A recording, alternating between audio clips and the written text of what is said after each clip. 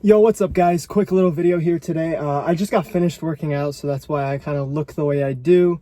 So yeah, forgive me for my lackluster appearance, but I'm sure it doesn't really matter. Anyway, today I just wanted to talk about, basically, I've been reading the story Berserk. If you guys don't know what Berserk is about, to be honest, I'm gonna have spoilers in this video, so just if you plan on reading the series, please go ahead and click off the video, because yes, I will be spoiling it, so this is your chance now. Okay. Berserk is about a guy named Guts, who's the main character, who's lived a life that's pretty unfortunate. A lot of bad things have happened to this guy, and basically he becomes companions with a group of mercenaries known as the Band of the Hawks, whatever, and his best friend and leader betrays him in a way that is like no other. Basically, he takes him to this, he uses this charm thing, the whatever, Bethelit, I don't know how to pronounce it, to open up this world where he's able to get the one thing that he desires most if he sacrifices the person that he loves the most. So two people get sacrificed, Guts and Guts' love interest, Casca. And through that, Guts develops this rage.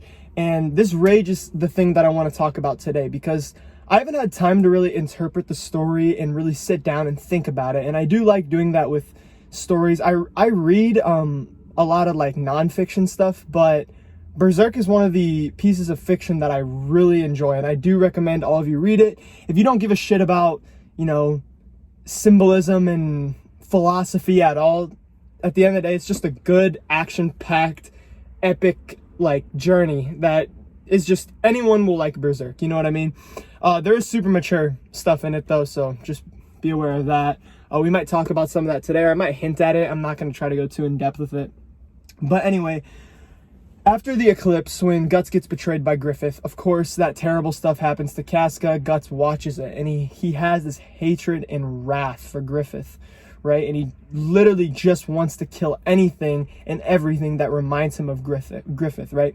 So in the Black Swordsman arc and some of the Conviction arc, actually all of the Conviction arc, he's basically on this manhunt for anything in resemblance to Griffith. So that means any apostles, anything in his way, really. It doesn't even matter what it is. If you're in his way or you remind him of Griffith, he's going to kill you. And he goes through this insane berserk, literally berserk phase where he's just angry and killing everything. And while he's on this journey, he leaves behind his two friends and his love interest, Casca, right? And he leaves them at the place in which he's guarding. He's waiting. They're protected in this cave, right? And he's out trying to find Griffith, right? So when he comes back, the blacksmith Godo, I think his name was, he says to him basically, your hate has been selfish. You've been on this journey to settle the score with your interest, right? While everything that you love here, Casca, one of the main reasons he is so angry is because he protects Casca, and that's one of the things that is making Guts kind of hang on, is he's trying to live and do all this so that he can somehow get his woman to come back to a state in which she's cognitive, right? Because right now she's like a vegetable. She lost all of her memories due to the trauma of the eclipse, right? So he comes back, and this guy Godo on his deathbed, he's telling him, like, you're being selfish. Your anger is getting so immense that you're forgetting that who you're doing this for and who you love. Everything that you have is here. You're out searching for something, but you're forgetting that there's people here that count on you, that love you, that you love, and you're kind of disregarding them. And as the story goes on, right, he has this black dog looking figure that sort of is in his subconscious, and it's this like almost this demonic presence that is the embodiment of his hate. I'll see if I can find a picture of it to show you guys, but this thing is basically like telling Guts, he's begging Guts, like, let's go kill Griffith, let's kill everything, give in to your hate, you know. And he actually he takes Casca, and they're on another journey, right? And there's a couple times where he actually lets his hate get the better of him. And there's one point where he starts choking Casca in a fit of rage. The woman that he loves, he's choking her. I don't remember why. I think it was I don't remember exactly why. I think he was getting possessed by this thing that's making him choke Casca out. But while it's a demon and it's possessing him, it's also something within him. His anger for Griffith is basically overriding his love for Casca, right? And you guys are sitting here probably wondering, I'm just like, why is he just rambling about this story? Like, what are you getting at? And what I'm trying to get at here is that in our lifetime, some of you, maybe not all of you, I feel like there's a lot of people that are a lot more docile these days, but some of you guys who are passionate, who have a fire inside of you, who have a sense of just pride, I guess, passion. Some of you might feel this anger and this wrath that Guts is feeling. Maybe not to the extent that he is, I hope not, but you know, you're going to feel this anger and you're going to feel this wrath, whatever it may be. We're all different. We all have our own personal things that we feel angry about, right?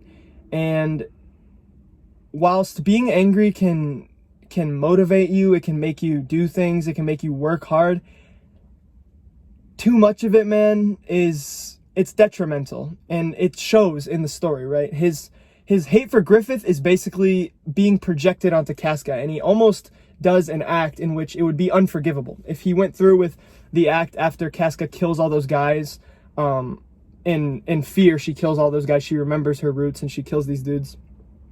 And Guts almost bursts into a fit of rage and does something to Casca that would be unforgivable. It would be the end of his journey.